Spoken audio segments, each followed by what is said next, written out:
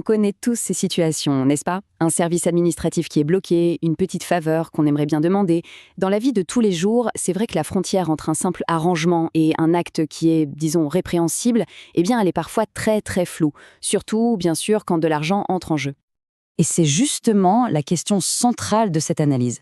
À quel moment exactement un paiement bascule de l'acceptable vers l'interdit? Quand est-ce que ça devient un pot de vin?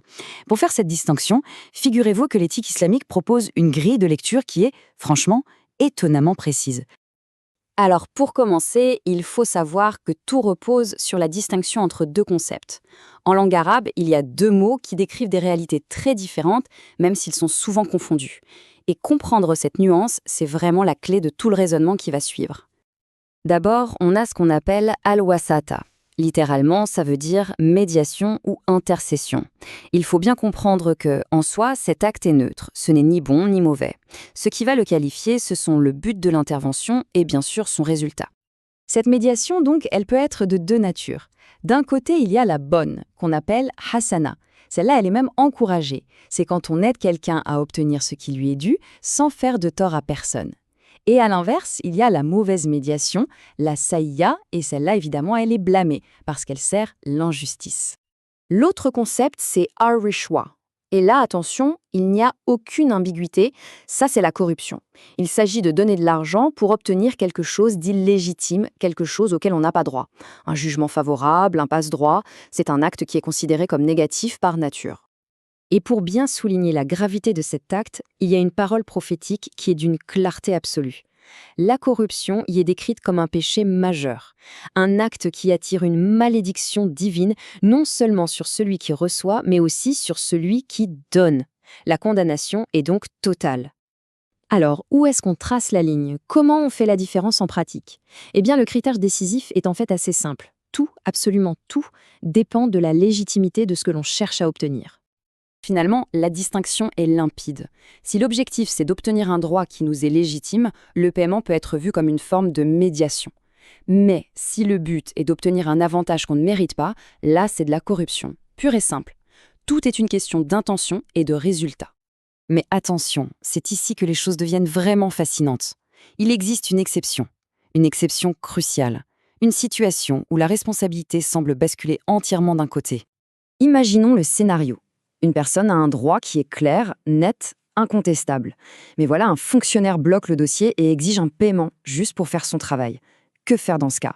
C'est là que la pensée juridique islamique apporte une réponse qui est, pour le moins, surprenante. Des savants classiques, comme l'imam Ibn Hazm, ont posé un principe fondamental. Ils expliquent que dans ce cas très précis, la personne qui est contrainte de payer pour débloquer son propre droit, eh bien, cette personne n'est pas considérée comme fautive. La culpabilité, le péché, il est ailleurs. Et ce n'est pas un avis isolé, loin de là, c'est une position qui fait consensus. Un autre grand penseur, Ibn Taymiyya, va exactement dans le même sens. Le paiement, ici, est perçu comme un acte de légitime défense face à une injustice. L'acte de prendre de l'argent reste interdit, mais le péché ne concerne que celui qui le reçoit. Cette citation plus contemporaine du Cheikh Ibn Uthaymin, elle résume parfaitement la logique. La responsabilité morale bascule complètement. Elle pèse entièrement sur celui qui abuse de son pouvoir. La personne qui donne, elle, ne le fait que par nécessité, pour se défendre contre l'injustice. Bon, mais concrètement, comment est-ce qu'on applique ce principe? Quelles sont les conditions vraiment précises qui définissent cette situation d'exception? Alors, attention, le cadre est très, très strict. Premièrement, il faut qu'un droit légitime soit clairement bloqué. Deuxièmement, il faut avoir épuisé toutes les autres options légales. Le paiement, ça doit être l'ultime recours, vraiment la dernière solution. Et enfin, le point essentiel à retenir, c'est que la faute incombe uniquement à celui qui prend l'argent. Donc voilà, le point central à retenir, c'est ce transfert de responsabilité assez spectaculaire. En fait, l'éthique islamique vient ici protéger la victime d'un système injuste. Et elle pointe très clairement du doigt le véritable coupable, celui qui abuse de sa position pour monnayer un droit. Et tout ça, ça nous amène à une question beaucoup plus vaste. Au-delà du cas individuel, est-ce qu'il ne faut pas interroger les systèmes qui créent de tels dilemmes? Parce que finalement, où réside vraiment la responsabilité? Chez l'individu qui est forcé de chercher son droit, ou bien dans le système qui rend la justice tellement inaccessible qu'il oblige les gens à payer pour obtenir ce qui leur est déjà dû?